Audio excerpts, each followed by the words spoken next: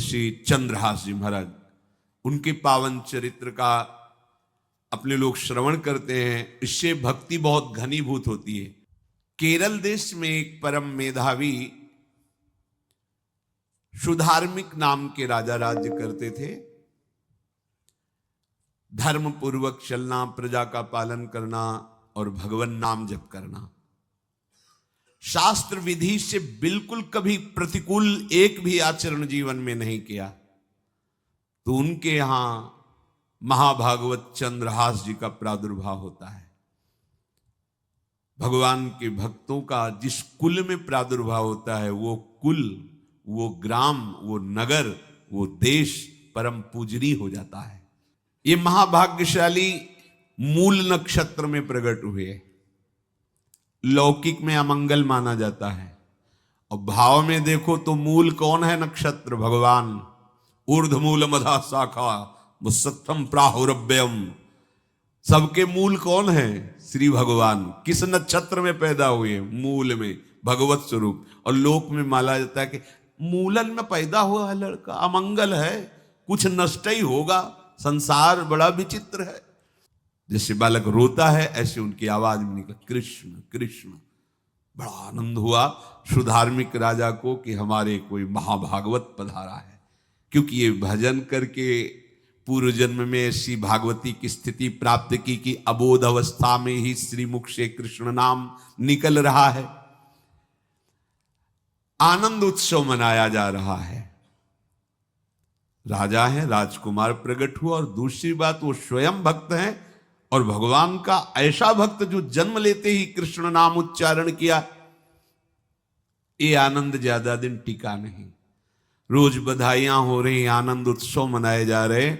शत्रु पक्ष के राजाओं ने मिलकर कहा यही अवसर है, आक्रमण कर दिया जाए, और केरलाधिपति का सब पूरा महल घेर करके कोई एक भी न बचने पावे। शत्रु पक्ष के राजाओं ने घेर लिया। आसपास से राजा और सैनिकों ने घेर लिया। अब वो असावधान थे, आनंद में पुत्र हुआ है, बधाइयां, कोई संभावना ही नहीं थी। गुप्त रूप से शत्रु पक्ष के राजाओं ने आक्रमण करके घेर लिया। अब राजाओं की कई सेनाएं और इनकी असावधानी पूर्वक आनंदमयी वृत्ति में कोई पहले से पता हो तो तैयारी करते, तत्काल आक्रमण को रोकने का प्रयास किया, पर असफल रहे। इनके सैनिक भी मारे गए, राजा भी मारे गए, राजमहल को घेर लिया गया, कोई भी एक भी बच के न जाने पावे। तो राजमाता जिनसे चंद्रहास जी का प्रादुर्भाव हुआ था, उन्होंने धाय मां को कहा कि मेरे पुत्र को बचाने में तुम समर्थ हो, मेरे तो प्राण नहीं बचेंगे, अगर ये लोग नहीं मारते तो मैं अपने पति के शव के साथ सती हो जाऊंगी। पहले ऐसी धार्मिक निष्ठा माताओं बहनों में होती थी कि धाय मां ने विचार किया कैसे बचा सकती हूं, आसपास तो सब सैनिक घेरे हुए हैं। तत्काल उसने विचार किया कि अगर हम इनको राजकुमार की तरह ले जाती है तो हमें भी मारा जाएगा और इनको भी मारा जाएगा। देखो कितनी विपत्ति जन्म लेते हैं। कोई प्रश्न कर सकता है कि महाभागवत जिनके घर में प्रकट हो तो वहां धन वैभव सुख संपत्ति बढ़नी चाहिए, यहां तो जन्म से ही जैसे वहां माता पधार, ये क्या है? तो श्री भगवान स्वयं कह रहे हैं यस्य तुष्टो ह्रहम पार्थ वित्तम तस्य हराम्यहम करोमि बंधु विच्छेदम सच कष्टेन जीवति। हे अर्जुन, मैं जिस पर बहुत प्रसन्न होता हूं, आप अपने ऊपर भगवान को बहुत प्रसन्न करना चाहते हैं, बहुत प्रसन्न करने में ये है, देख लो। कह रहे जिस पर मैं बहुत प्रसन्न होता हूं, सबसे पहले उसका ऐश्वर्य नष्ट करता हूं। फिर क्या करता हूं? फिर बंधु बांधवों का, फिर क्या करता हूं? असाध्य रोग उसके शरीर में। बोले महाराज जी तुम प्रसन्न हुए हो कि पूरे के पूरे नाराज हो गए हो? बोले यही मेरी प्रसन्नता है। क्या? माया का नाश। अब एकमात्र भरोसा केवल भगवान का, दूसरा कोई नहीं। ये सबको पसंद नहीं आएगा। सब तो उस भगवान की भक्ति चाहते हैं कि अगरबत्ती धूपबत्ती तन मन धन सब तेरा स्वामी, क्या लागे मेरा, पर अंदर से कह रहे सब तन मन धन सब मेरा, क्या लागे तेरा। ऐसे तो चलेगी भक्ति। लेकिन कई बार सत्संग में पीछे धाम में कहा था कि भगवान को रिझाकर लोक मांगोगे तो चैन से रह लोगे, और अगर उनसे प्यार करने की बात मन में ठानी कि बस मुझे केवल आपकी आंखों में आंखों को मिला करके जीवन व्यतीत करना है, मुझे और कुछ नहीं चाहिए, तो फिर लाडले आपको दुशरिहा का कोई आश्रय रहने नहीं देंगे। ध्यान रखना, जितने दुशरिहा होंगे तो ये बर्दाश्त हो तो कदम आगे बढ़ावे, बहुत प्रसन्न हो जाओ ठाकुर हम पे, तो कह रहे यस्य तुष्टो हम पार्थ वित्तम तस्य हराम में हम करोमि बंधु विच्छेदम सच कष्टेन जीवती। जितनी श्वासें रहेंगी भयंकर कष्ट में उसको व्यतीत करने के लिए दूंगा। ये दंड नहीं है, ये पुरस्कार है। अनंत जन्मों का हिसाब बराबर करके कहीं इसकी वृत्ति मेरे से हट न जाए, ऐसे घेरे में डाल के अखंड चिंतन करवा के सजयति जयति जग उच्चरे। जाको करत श्याम सहाई प्रथम वर्णो कृपा क्रम हो विषय मूल गवाई। कुल कुटुंब बल वित्त हीनो दीन के दुखदाई। आपने को करजु लीनो आप ही अपनाई। कह रहे हैं अब मैं वर्णन करता हूं श्याम सुंदर जिस पर कृपा करते हैं उस पर कैसा बर्ताव करते हैं। बोले सबसे पहले उसके विषय भोगों का नाश कर देते हैं, फिर दूसरी कृपा कोई परिवार का कोई मित्र कोई रिश्ते नातेदार उसकी तरफ देखेगा भी नहीं, फिर ऐसा दुख प्रदान करते हैं कि केवल एक भरोसा रह जाता है, एक भरोसा एक बल एक आस विश्वास, बस नाथ आपके सिवा अब हमारा कोई नहीं। बस वहीं से जो चमत्कार प्रकट होता है, त्रिभुवन में कोई उसकी समानता नहीं कर सकता जिस पर ठाकुर की कृपा है। पर इस कृपा को हजम करने के लिए इसीलिए संत संग किया जाता है कि पहले से वो तैयार कर देते हैं। जैसे आर्मी की ट्रेनिंग होती है ना, ट्रेनिंग के बाद भी बॉर्डर में लगाया जाता है, ऐसे ही संतजन ये ट्रेनिंग देते हैं। अब जो टिके तो टिके, नहीं तो घर बैठे जाके, और अगर टिक गया तो गुरु मेहरबान तो चेला पहलवान, भगवान भी परास्त नहीं कर सकते।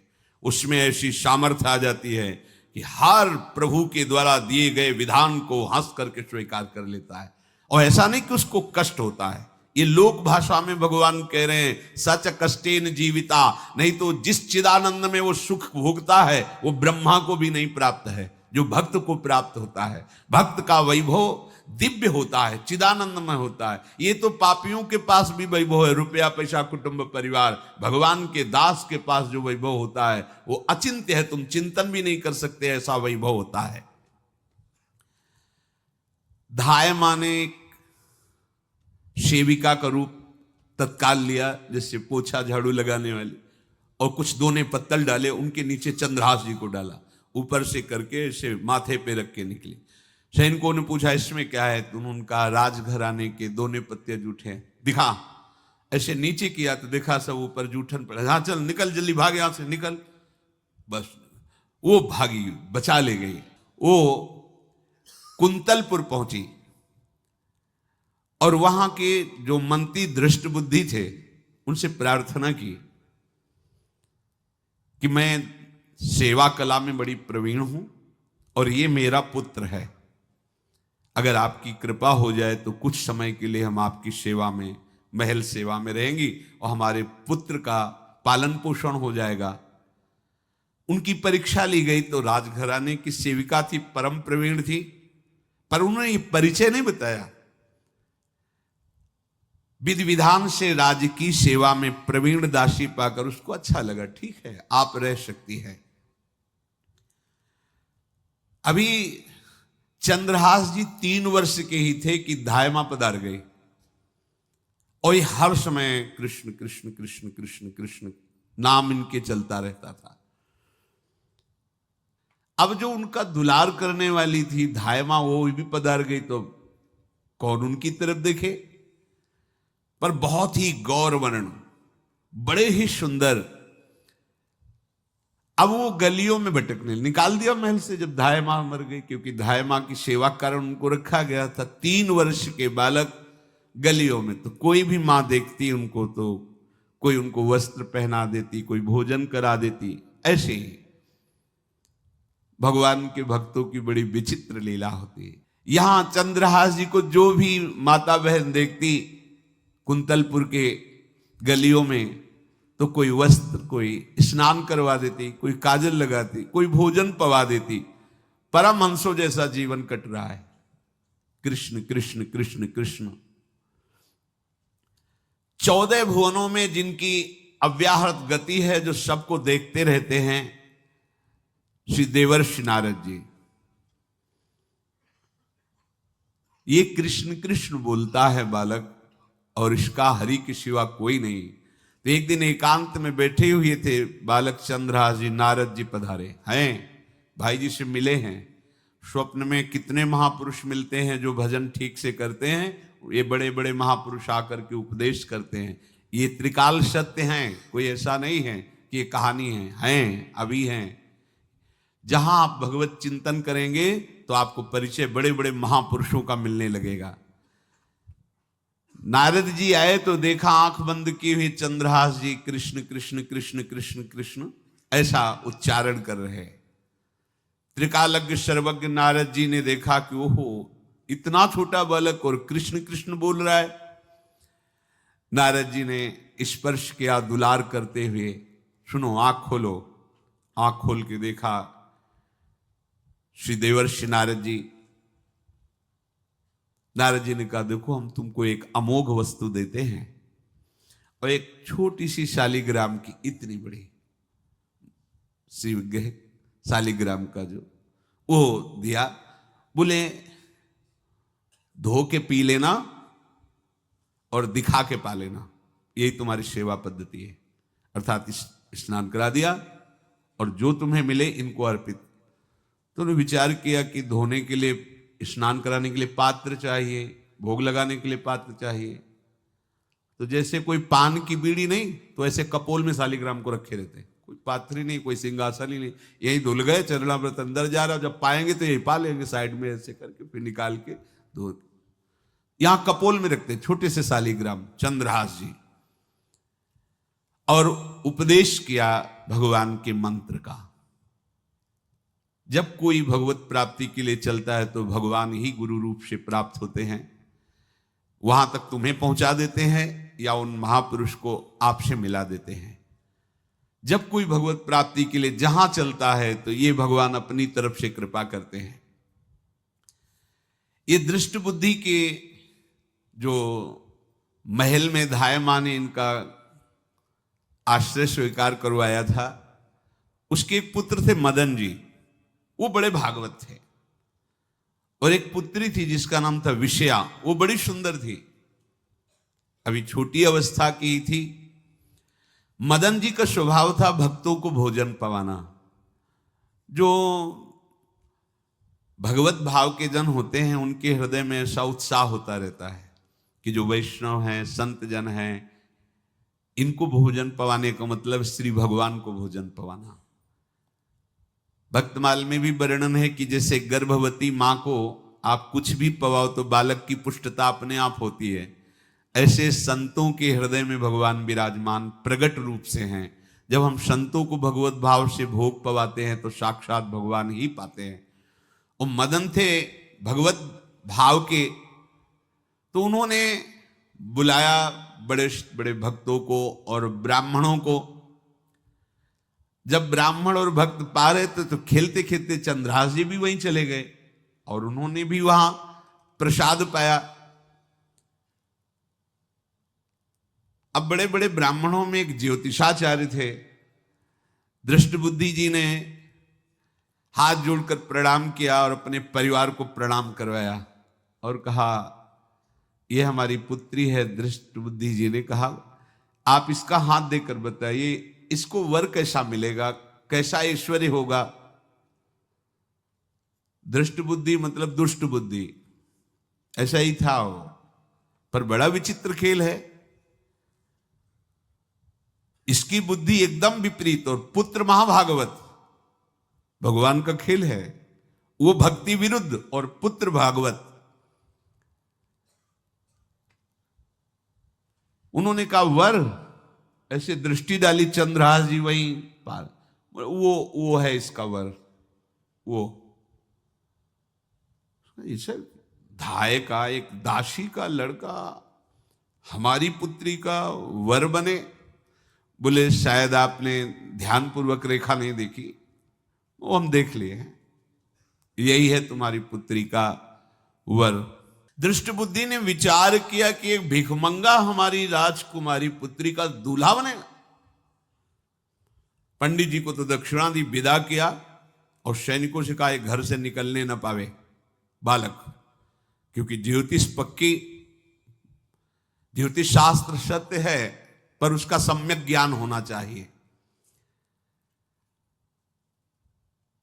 भला मुझ सम्राट के मंत्री की पुत्री, वो महामंत्री हैं दृष्ट बुद्धि, और ये एक भिखमंगा कैसे हो सकता है? बड़ा हृदय में जलन हुआ, ये तो बड़ी अपकीर्ति और दुर्भाग्य का विषय होगा, इसी को मरवा डालते हैं, काम खत्म हो जाएगा। निश्चय किया और जल्लादों को बुलाया और कहा बालक जो पंगत में भोग पा रहा है, इसको ले जाओ और जंगल में मार के, और इसका कोई अंग हमें काट के दिखाओ कि हाँ मार, मतलब पक्का मार देना है। क्योंकि वो इतने सुंदर थे, इतने सुशील थे, इतने प्यारे लगते थे कि कोई भी मारने के लिए तैयार। इसीलिए उसने शर्त रखी, इनका अंग काट करके हमको प्रमाण में दिखाया जाए कि मार दिए गए हैं। चांडालों ने हाथ पकड़ा, चंद्रहास जी को ले गए।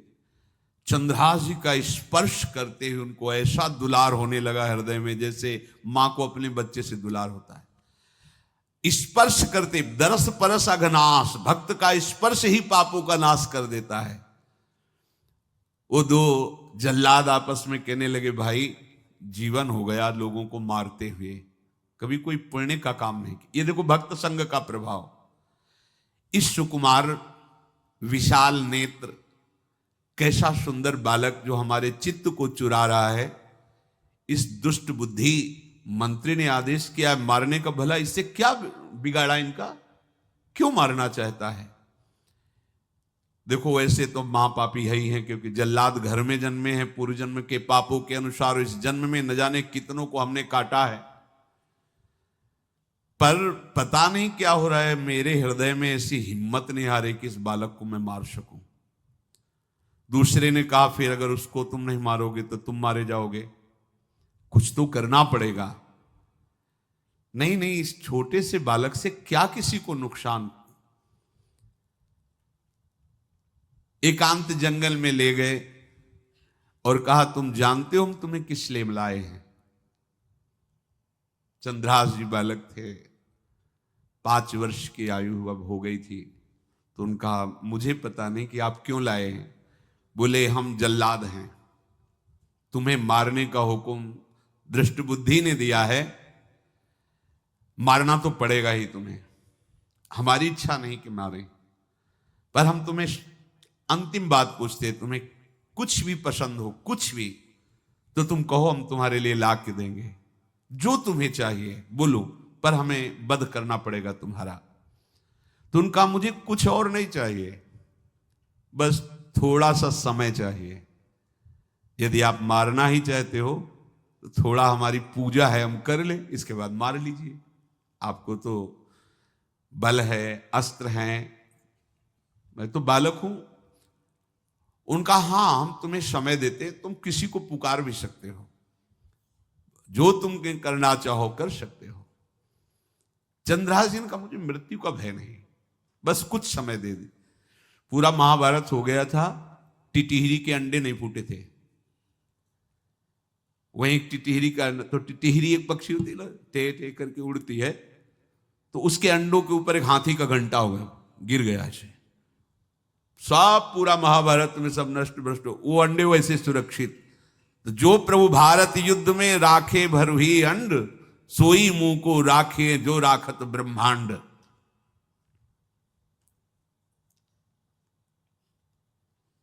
मैं तो अनाथ हूं, श्री कृष्ण के सिवा कोई मेरा है नहीं, मैं किसको पुकारूं?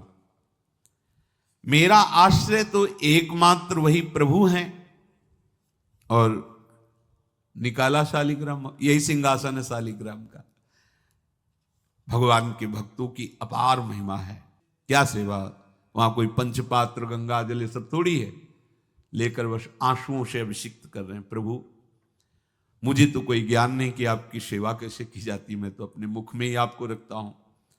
अब मेरे जीवन का अंत होने जा रहा है, बस मैं यही प्रार्थना करता हूं कि मैं आपके ही समीप पहुंचूं, आपका ही स्मरण करूं, आपसे कभी विलग न हूं, एक भी वृत्ति आपसे कभी विलग न जाए।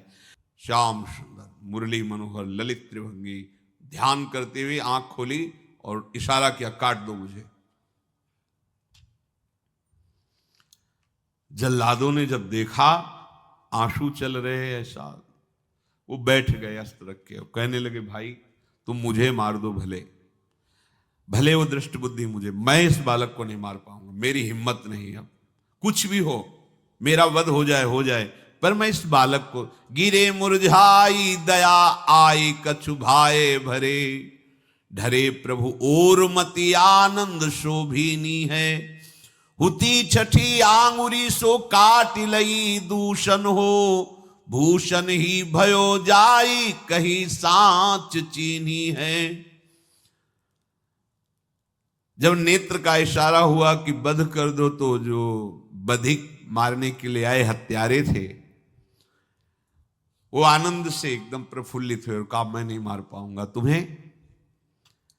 तो एक ने कहा, देखो एक उपाय मुझे दिखाई दे रहा है, इस बालक में विशेषता तो है ही, पर इसके पैरों में देखो, बाएं पैर में एक छठी अंगुली भी है, किसी किसी को होती है।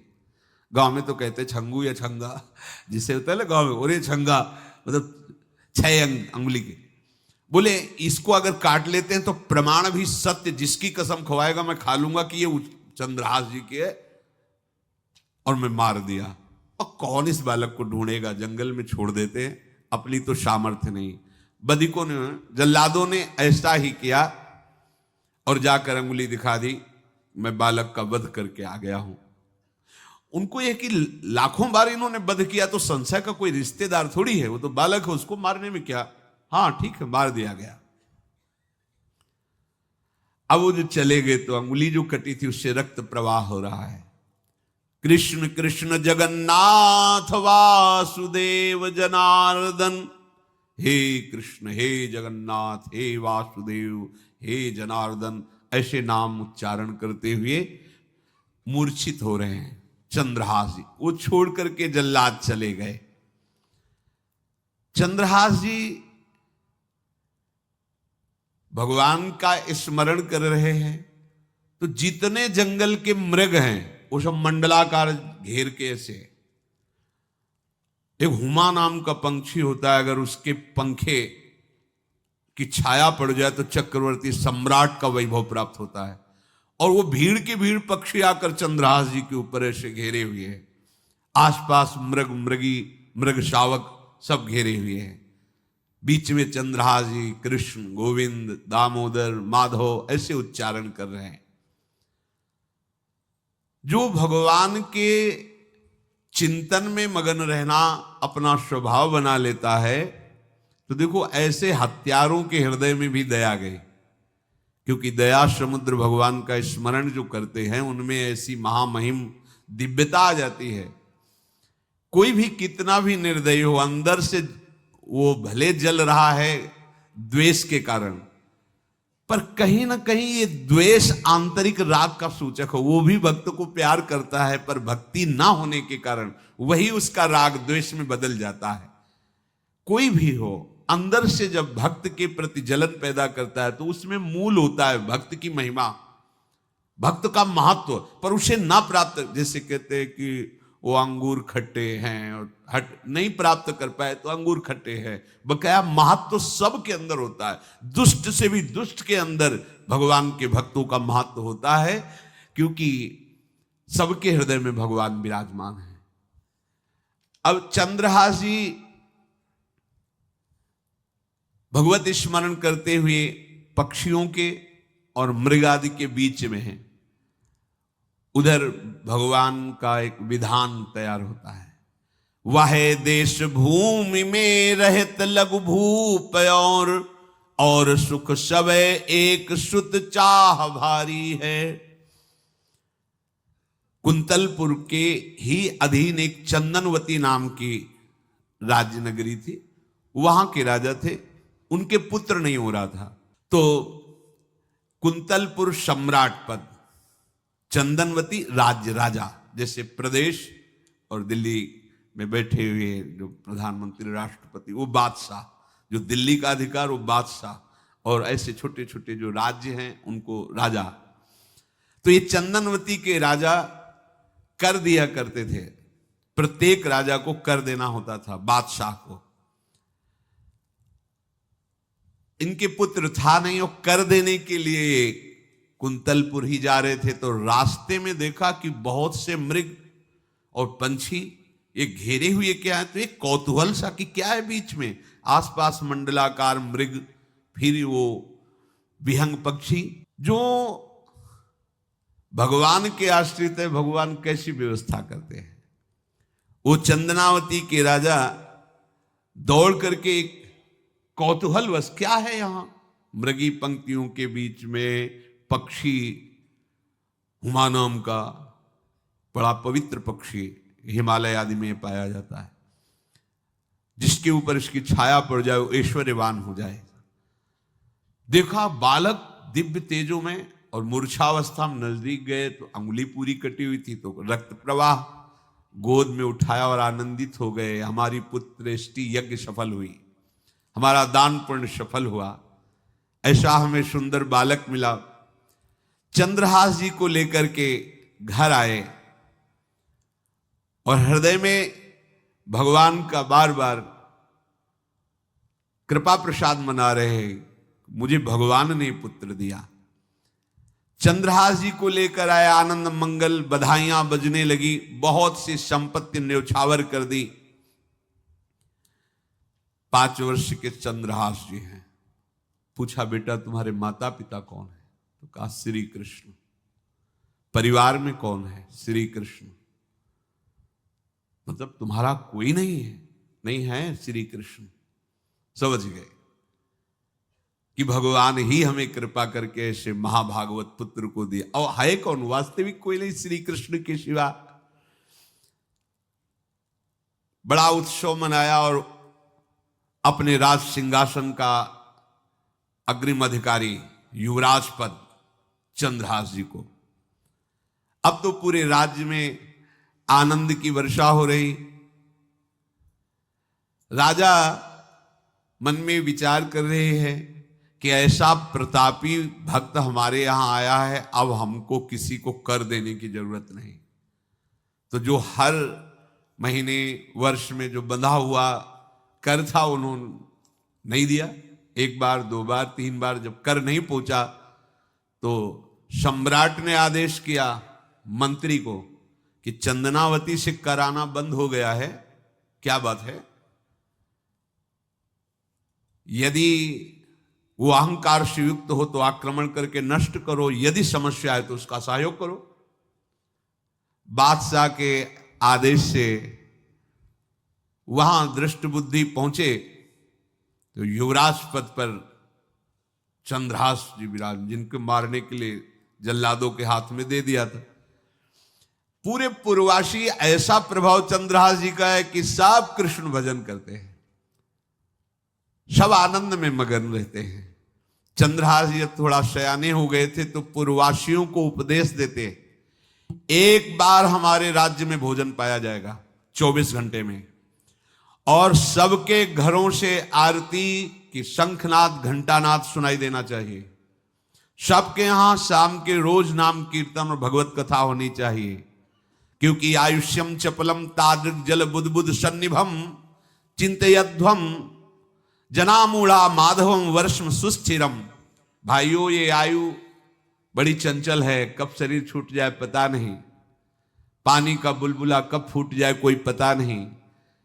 इसलिए माधव श्री कृष्ण का नाम कीर्तन, उनकी आरती पूजा, उनका ध्यान और एक टाइम भोजन।